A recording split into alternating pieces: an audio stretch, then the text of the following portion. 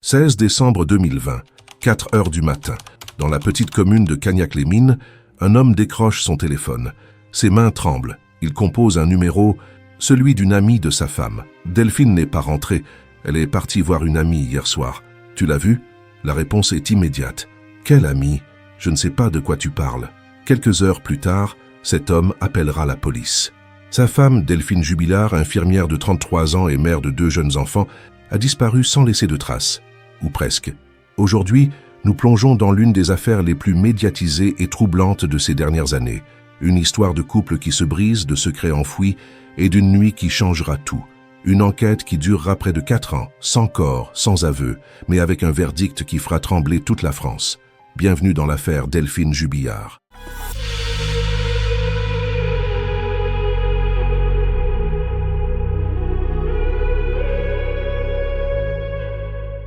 Pour comprendre cette histoire, il faut d'abord connaître Delphine. Née Delphine au Saguel le 15 novembre 1987, elle grandit dans le Tarn, cette région du sud de la France où les villages se connaissent tous. Delphine est décrite par ses proches comme une femme souriante, dévouée, parfois discrète. Elle choisit un métier exigeant, infirmière, et pas n'importe quel poste. Les nuits, ces heures où le monde dort, elle veille sur les malades. En juillet 2013, elle épouse Cédric Jubilard. Lui, c'est un peintre plâtrier, artisan indépendant. Ensemble, ils s'installent à Cagnac-les-Mines, une commune d'à peine 2000 habitants. Le genre d'endroit où tout le monde se salue, où les portes restent ouvertes. Ils ont 2 enfants, un garçon de 6 ans et une petite fille d'1 an et demi. En apparence, une vie normale, presque ordinaire. Mais derrière les façades, même les plus tranquilles, les fissures peuvent grandir en silence. En 2020, au milieu de la pandémie mondiale, alors que tout semble figé, Delphine prend une décision. Elle veut divorcer. Selon son avocat, ce serait à l'amiable. Mais la réalité est plus complexe. Delphine a rencontré quelqu'un, un homme avec qui elle échange des messages, avec qui elle envisage une nouvelle vie. Elle rêve de partir, de recommencer. Et Cédric, lui, refuse cette idée.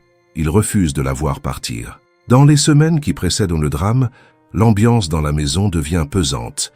Les disputes se multiplient, et c'est dans ce contexte tendu que la nuit du 15 au 16 décembre 2020 bascule dans l'horreur. Revenons à cette nuit, la nuit où tout s'est arrêté. Il est tard, les enfants dorment. Selon Cédric, Delphine lui aurait dit qu'elle sortait voir une amie. Elle aurait quitté la maison entre 23h et 2h du matin. Elle porte une veste blanche. Elle n'emporte que son téléphone portable. Pas de sac, pas de clé de voiture. D'ailleurs, sa voiture reste dans le garage.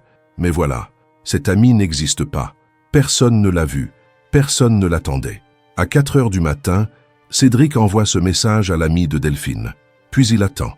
Quelques heures plus tard, il appelle la police. « Ma femme a disparu. » Les premières heures d'une disparition sont cruciales. On le sait, chaque minute compte. Les gendarmes lancent immédiatement les recherches. Des chiens pisteurs, des drones, des hélicoptères quadrillent la région. Des dizaines de bénévoles se mobilisent. Cagnac-les-Mines retient son souffle. Et puis, une semaine plus tard, le 23 décembre, 3 jours avant Noël, on trouve quelque chose. Le téléphone de Delphine, une fiche, des vêtements. À environ 2 kilomètres de chez elle. Le portable avait cessé d'émettre le matin du 16 décembre. Mais ce détail-là, il va devenir central dans l'enquête. Car ce téléphone, il pose plus de questions qu'il n'apporte de réponses. Les analyses montrent qu'il a été manipulé dans l'obscurité totale. Pas de lumière allumée, pas de lampe torche utilisée. Quelqu'un y a touché, mais dans le noir. Pourquoi? Comment? Et puis, il y a ces événements étranges. Le 13 janvier 2021, près d'1 mois après la disparition, le compte Facebook de Delphine publie un post vide. Rien. Juste une publication automatique sans contenu. Le 9 février, encore plus troublant, le téléphone se rallume tout seul. Il émet un signal. Samsung expliquera plus tard qu'il s'agit d'un effet technique lié aux analyses judiciaires. Mais sur le moment, cet événement relance toutes les théories. Delphine est-elle encore en vie? A-t-elle fui volontairement? Ou bien, quelqu'un joue-t-il avec les enquêteurs? Dans toute enquête, il faut explorer chaque possibilité. Et dans le cas Delphine Jubilard, les pistes ne manquent pas. Piste numéro 1, l'amant. Delphine avait une liaison. Cet homme, marié lui aussi, échangeait régulièrement avec elle. Ils se voyaient, ils planifiaient un avenir ensemble. Forcément, il devient suspect. Mais son alibi est solide. Vérifié, contre-vérifié, les enquêteurs le mettent hors de cause. Piste numéro 2. Un deuxième homme. Il y a dans l'entourage de Delphine un autre homme, impliqué auparavant dans un accident. Un individu au profil troublant. Lui aussi sera interrogé, fouillé, analysé. Mais là encore, rien. Aucune preuve. Aucun lien direct avec la disparition. Piste numéro 3. Kate. Kate, c'est l'épouse de l'amant de Delphine. Et forcément, quand on découvre une infidélité, la colère peut être violente.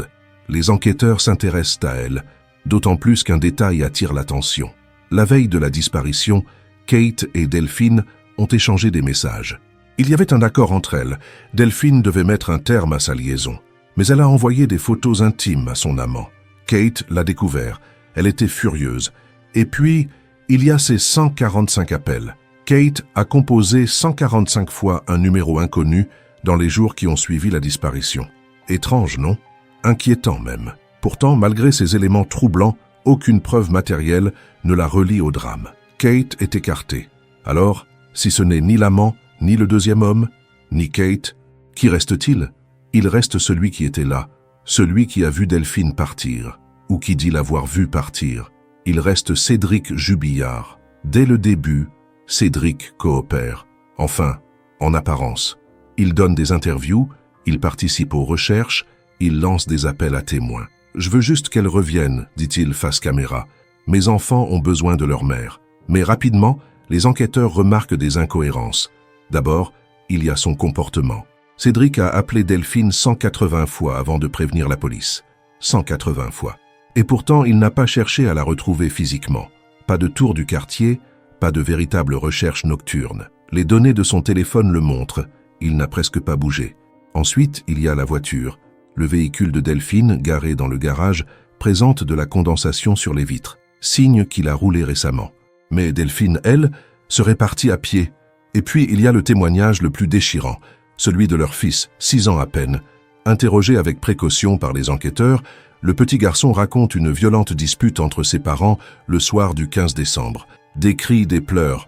Des voisins confirmeront d'ailleurs avoir entendu une femme hurler vers 23 heures.